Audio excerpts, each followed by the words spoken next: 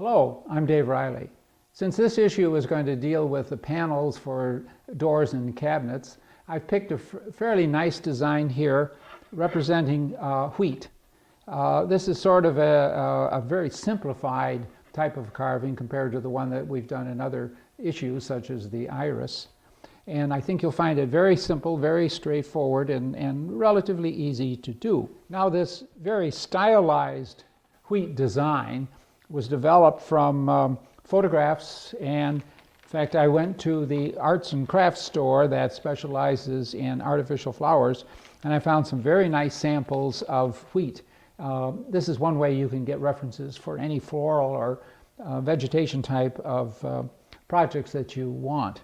Now, the design itself is very, very simple. It's only going to require two tools really to do all of the work. For you who are familiar with carving, you may recognize this as essentially chip carving. I'm not going to use the classic chip carving knives because you'd be doing this in a harder wood than you would want to carve with the knives. So we'll be using the conventional gouges for the work. But as I say, it's going to be just two tools, very straightforward. So let me show you how the cuts are actually done. Now you can see that each grain of wheat is represented by the drawings that I have here on the piece of wood. Now this is only going to take two cuts. I'm using here a number 3 by about 3/8 inch gouge. Whether it's fishtail, as this one is, or straight, it doesn't make any difference. And let me demonstrate the first cut to show you what we're up to here. You set the tool in and just swing it around. You come from the other side, and the job is done. Every cut is going to be identical to this. So let me show you again.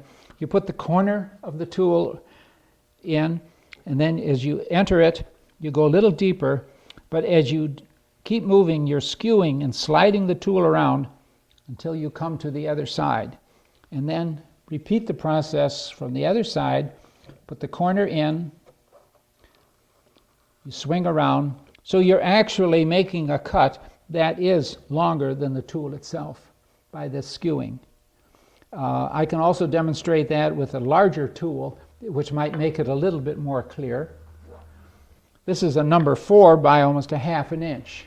Again, what you're doing is you're just swinging the tool around, and then you come from the other side. Perhaps that makes it a little more clear. You can see the oval. And it's just a matter of practicing and getting the correct depth that you want so that the two pieces meet and the piece chips out. It's very straightforward. Now, if you're going to be doing multiple, what I will sometimes do when I start up on one stem, I will do all the, shall we say, the right-handed side first, and just do it's sort of like production. Then I can come back and pop them out. That's virtually the total type of carving that you're going to be doing on this project. It's very straightforward. I need not show you how to lay out the pattern on your wood, getting it all aligned and drawing it out. It's just this cutting. Just remember, you make a plunge cut, swing it around, make another cut, and you have it. All the cuts will be the same way. Now, for the stems, I can show you there. These stems here, this is done with a V tool. I have a fairly shallow one. It's about a 45 degree or 30 degree V tool, and it's a matter of just making a single cut.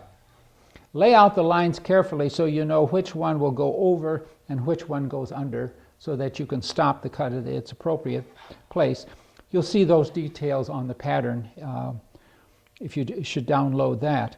But that is simply done with the V tool. All right, let me demonstrate using the V tool here.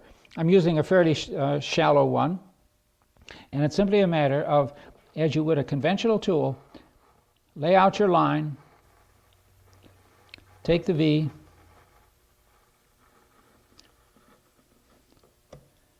and you will have it. For the ones that cross, be sure to stop.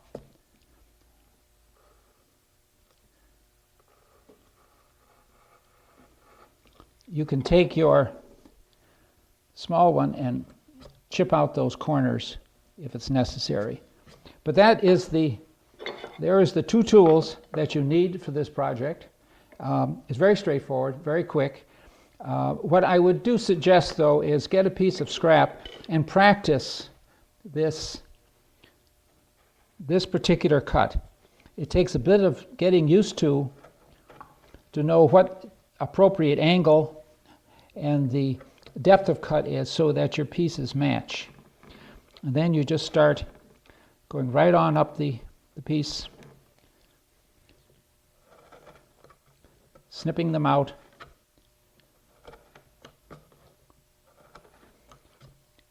and it's done. The little fine tendrils at the end, that is also done with the V tool, just a little quickie. If you still have some questions as to what a wheat looks like, go on the internet, search for wheat images, and you will have more images than you could possibly use. That is the total amount of work that you need to do for this project. And then when you're done, you will end up with, here are those repetitive cuts, the little tendrils that come out, and here is your stem. Once you get into a rhythm in doing it, and I suggest if you can, to do this all at one sitting. If you do one and come back a week later, there will be differences. This one took me slightly less than an hour to do the carving. It's very quick. You can do a lot of panels. You don't have to worry too much about having a cabinet with too many panels. You can do this decorative work very, very quickly. Now I have drawn out here, just freehand, a typical piece, and just let me go through the whole process and I can just show you what I'm doing. Starting on any one of the grains, I just start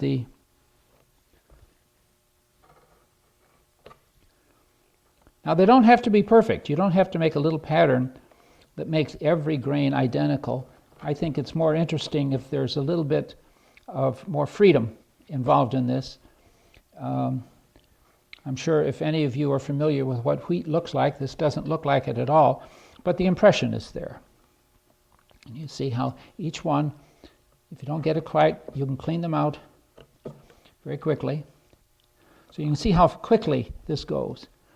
And if you're in a hurry, you can kind of do production, such as this. I've done 3.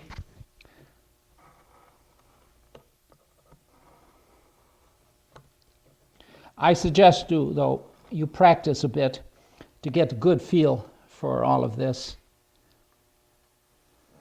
I wouldn't start to learn to do this on my finished piece, because you will you'll see how the first ones won't be as nice as the finished ones. So get yourself into a rhythm, and then, if possible, do them all the same day, at the same sitting. But again, using the proper way to hold the tools, 3-point.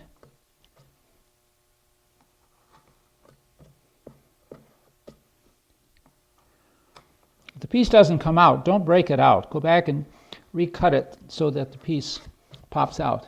So now I have this section done. I can do these little fine fibers that come up.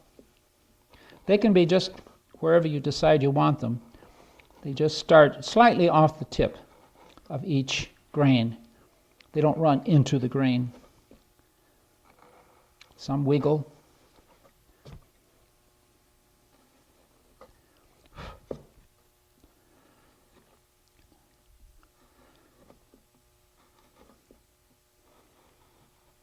All right. That's all completed. Now all we have to do is the stem.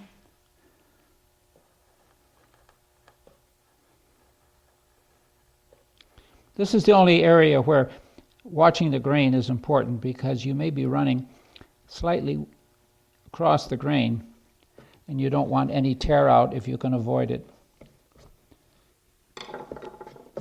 There's a little knob here at the bottom.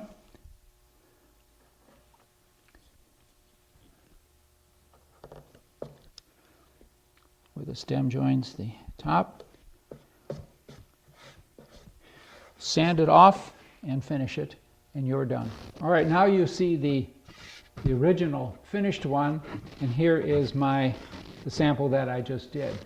You'll notice that this one, the sample I just did, is smaller than my original here, which shows that you can make them any length you want. You can make very long ones with very fine seeds, or make them a little bit shorter. The idea is to give the impression of wheat. I have 4 here. You could use 3. I think 1 would be too small. You could make more and make them more entwined in the with the stalks. So this is a very free form. I think once you have gotten the feel for the shape, then you have complete freedom as to how many you put, what size they're going to be, and change the design any way you want.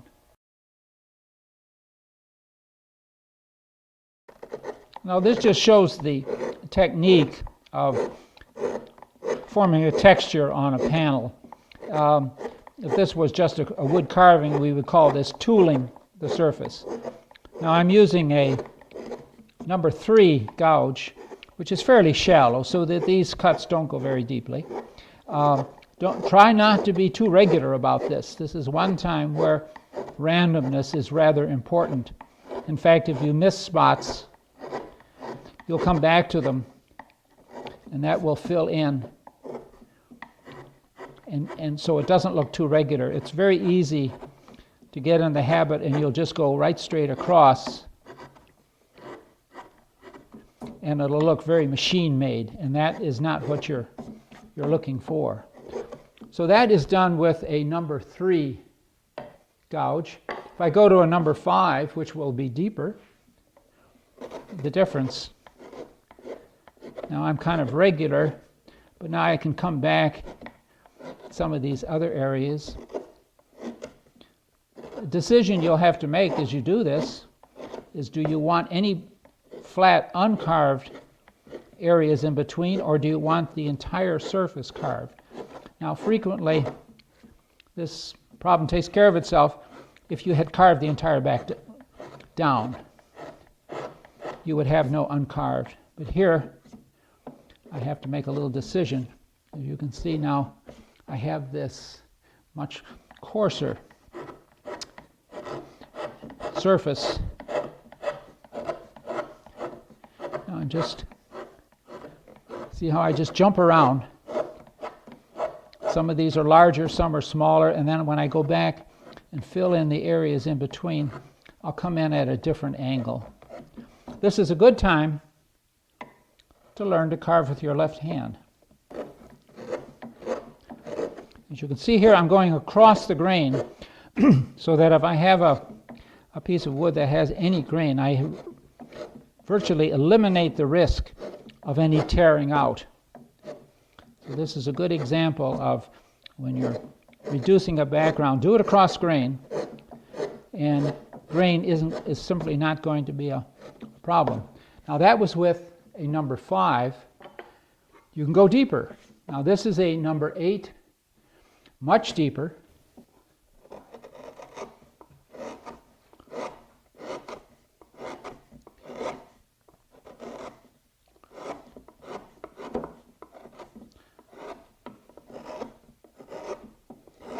Your tools have to be sharp. There's no avoiding that problem. And you may have to stop from time to time to give them a little touch-up, especially if it's a hard wood. But this allows you to work in any hardness of wood, whereas for a lot of your carving you would prefer perhaps a softer wood. And if possible, as I've said before, try to do this at one sitting so that the length of your strokes, the pattern will be relatively consistent. But if I come back on a week later, I may, whether I try to or not, make each cut a bit smaller at a different spacing, different depth, And if you're going to have panels that have to match, that's going to show very quickly. So as you can see, you only need a few tools, and the type of tool is going to dictate the type of cut you're going to make. There's a little tear out. I can just come back. And if you make one wrong, you can just go back and go over it, because the depth is so slight. Slight difference in depth is not going to show at all. So that's done with a number 8. Now here you see the 3 different tooled or patterns side by side. This was with the shallow number 3, a number 5, and then the number 8. And you can see there's a considerable difference, although the pattern is essentially the same. This way you can pick and choose as to which pattern would be the most desirable for you. It's important to use proper light when you're doing this carving, so that you can really see what you're doing. If you're working with a fluorescent light right above you, you're not going to see the effect. As you can see here, with the light directly on it, it disappears. But as soon as you get nice cross lighting, then the pattern will show up very dramatically. And then you'll have a very nice, very interesting panel for your doors. So now you've seen 2 ways of texturing a panel: the carved panel, mostly chip carving, and then the tooled surface. But there are many, many other ways of texturing panels. Thank you for watching. I'm Dave Reilly for Woodworking at Home. Well, I hope you found this issue informative. The one thing I really hope you come away with is the courage to experiment, to explore, and to try some of your own ideas, even if it's just in an explorative situation such as this. If you can't afford to go out and buy some hardwood to cut up into panels to do experimentation with, pick up a sheet of 4x8 MDF. You can pick that stuff up for about $15 a sheet, and it's a great blank canvas for you to try and experiment with all those ideas that are rolling around inside your mind's eye. I'm Chris DeHut for Woodworking at Home magazine. I hope you enjoyed this issue.